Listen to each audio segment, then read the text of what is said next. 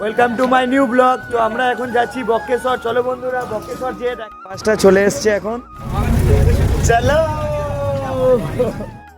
তো আমরা এখন যাচ্ছি বাসে করে।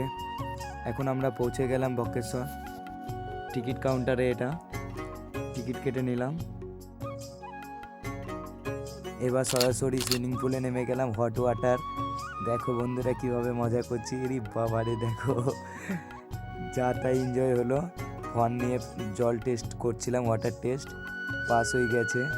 এবার মন্দিরের দিকে গেলাম দর্শন করতে, দুর্গা মন্দির দর্শন করা হয়ে গেল। এবার যাচ্ছি সরাসরি শিব ঠাকুর দর্শন করতে।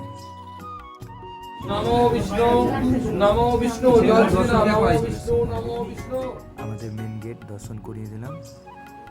এবার আমরা একটু শ্মশান দিকে যাচ্ছি।